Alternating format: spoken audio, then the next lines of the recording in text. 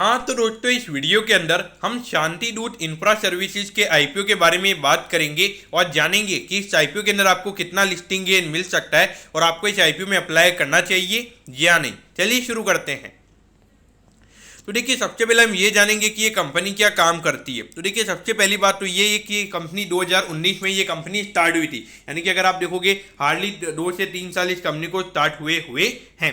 तो देखिए, इसके नाम में ही पता चल रहा है कि ये इंफ्रा सर्विसेज प्रोवाइड करवाने का काम करती है, यानी कि जो कंस्ट्रक्शन सर्विसेज होती है वो ये कंपनी प्रोवाइड करवाने का काम करती है।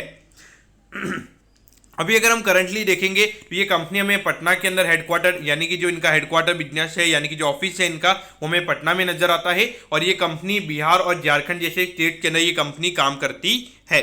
तो देखिए, ये जो कंपनी है ये रीडिजाइनिंग, रीमॉडलिंग और उसके अलावा जो रिनोवेशन वाले जो प्रोजेक्ट्स होते हैं वो भी ये कंपनी लेती है। यानी कि अगर आपने देखा होगा कि कोई स्कूल है या फिर कोई हॉस्पिटल है, अगर वो काफ़ी पुराना हो जाता है तो उसको एक लेवल के बाद में उसे रिनोवेट करना पड़ता है, तो वो ये प्रोजेक्ट भी ये कंपनी हमें करती हुई नजर आती है।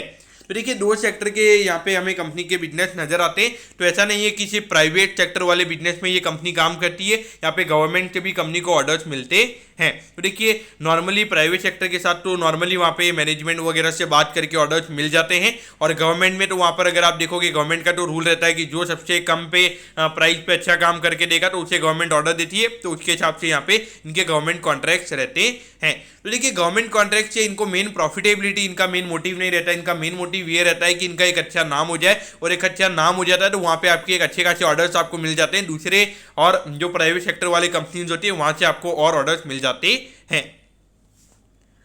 अब अगर हम यहाँ पे कंपनी की अगर हम कंपनी के प्रोजेक्ट की अगर हम बात करेंगे तो देखिए, अभी कंपनी के अगर हम प्रोजेक्ट की अगर हम बात करेंगे तो कैरुआ पॉन्डसिम का जो रिनोवेशन है वो प्रोजेक्ट यहाँ पे कंपनी का हमें नजर आता है।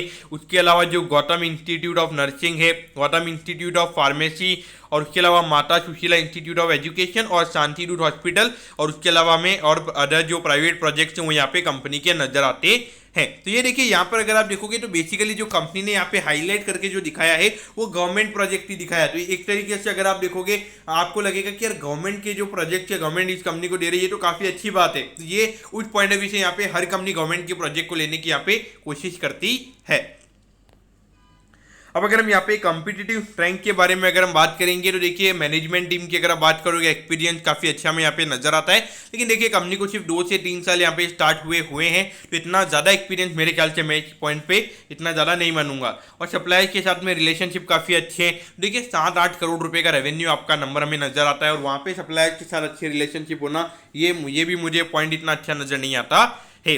और क्वालिटी एश्योरेंस के ऊपर यहाँ पे कंपनी का फोकस रहता है, और यहाँ पे जो सब कॉन्ट्रैक्टर्स है उनके साथ में यहाँ पे कंपनी के रिलेशनशिप काफी अच्छे हमें नजर आते हैं। और ऑब्जेक्टिव क्या है, यानी कि जो आईपीओ से कंपनी को पैसा मिलने वाला है उससे कंपनी कैसे यूटिलाइज करने वाली है। तो वर्किंग कैपिटल रिक्वायरमेंट्स, यानी कि जो डेली टू डेली के जो कैश रिक्वायरमेंट्स होती है तो उसे फुलफिल करने के लिए यहाँ पे ये कंपनी का आईपीओ आ रहा है।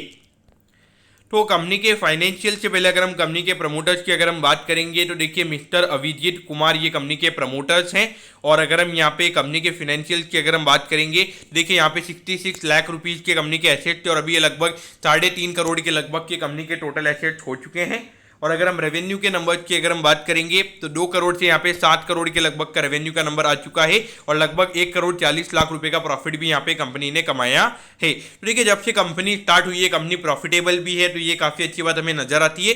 लेकिन यहाँ पे प्रॉफिट के ऊपर ज़्यादा फोकस नहीं होना चाहिए। तो देखिए, आपको पता होना चाहिए कि जब ज़्यादा गवर्नमेंट के ऑर्डर्स आपको मिलते हैं तो गवर्नमेंट यहाँ पे पैसा देने में काफ़ी ज़्यादा टाइम लगाती है। और गवर्नमेंट में एक पॉइंट तो ये भी रहता है, और इसके अलावा अगर आप देखोगे तो यानी कि अगर एक 100 करोड़ का प्रोजेक्ट है फॉर एग्जाम्पल, तो वहाँ पे कभी कभी ऐसा होता है कि कंपनी के पास में 80-90 करोड़ रुपए आते हैं, तो वहां पे कंपनी ने 100 करोड़ के रेवेन्यू के ऊपर प्रॉफिटेबिलिटी भले अगर सपोज 10 करोड़ की दिखा दी, लेकिन अगर कंपनी के पास आई अगर 80-90 करोड़ है तो कैश पॉइंट ऑफ व्यू से वहां पे कंपनी के लिए वो हमें वहां पे लॉस नजर आता है। अब यहाँ पर अगर आप देखोगे 6 तारीख को ये आईपीओ ओपन होने वाला है, और 9 तारीख को ये आईपीओ में क्लोज होता हुआ नजर आएगा। यहाँ पे 81 रुपीज पर यहाँ पे ये कंपनी शेयर दे रही है, और 16,000 रुपए के लगभग 1600 शेयर का हमें यहाँ पे लॉट नजर आता है। यानी कि एक लॉट को अप्लाई करने के लगभग 1,29,000 या 30,000 रुपए यहाँ पे लगने वाले हैं। 4 करोड़ 2 लाख रुपए का 4 करोड़ 2 हजार रुपए का हमें यहाँ पे ये आईपीओ नजर आता है। सॉरी, ये 4 करोड़ 2 हज़ार नहीं, 4 करोड़ 2 लाख रुपए का ये आईपीओ में नजर आता है। इसमें से 2 करोड़ 1 लाख रुपए का फ्रेश इश्यू है और 2 करोड़ 1 लाख रुपए का हमें यहाँ पे ऑफर फॉर सेल नजर आता है।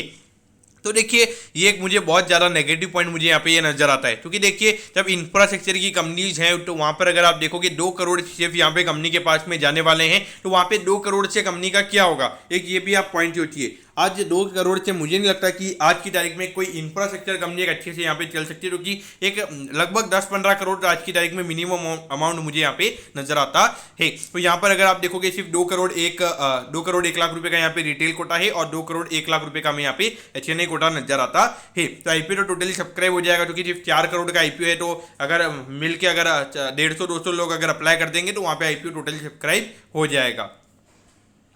तो देखिए 1,29,600 रुपीज़ यहाँ पे एक लॉट को अप्लाई करने के लिए लगेंगे और रिटेल कैटेगरी के अंदर यहाँ पे आप सिर्फ एक लॉट के लिए ही अप्लाई कर सकते हो, क्योंकि जब आप 2 लॉट पे जाओगे तो वहाँ पे 2,60,000 रुपये के लगभग ये अमाउंट आ जाएगा और 2 लाख की मैक्सिमम लिमिट हमें रिटेल इन्वेस्टर के अंदर नजर आती है।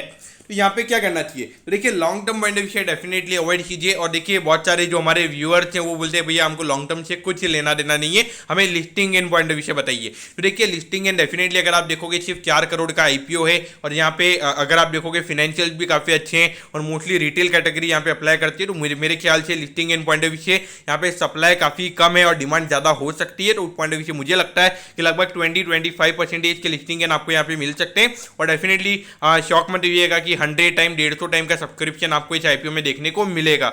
और क्या करना चाहिए, क्योंकि देखिए जब इतना ज़्यादा आईपीओ इतना सब्सक्राइब हो जाता है तो आपको देखना चाहिए क्या मैं जहाँ पे मेरे चांसेस काफ़ी कम है, यानी कि अगर 100 टाइम अगर आईपीओ सब्सक्राइब हो जाता है, 100 में से अगर 1% को आईपीओ मिलने वाला है और वहाँ पर आपको लगता है कि क्या मैं इतना अमाउंट ब्लॉक करूँ कि नहीं करूँ, तो वो भी चीज़ें आपको वहाँ पे सोचनी चाहिए। बाकी अगर आपके बैंक में ऐसे अगर ये अमाउंट पड़ा हुआ है तो आप वहाँ पे डेफिनेटली अप्लाई कर सकते हो। तो दोस्तों मैं होप करता हूँ कि शांति दूत इंफ्रा सर्विसेज के आईपीओ के बारे में आपको सब कुछ समझ में आ गया होगा। अगर आपकी कोई भी क्वेरीज है आप कमेंट कीजिए, मैं जरूर आपके कमेंट पर रिप्लाई करूंगा। ओके दोस्तों, thank you, have a nice day.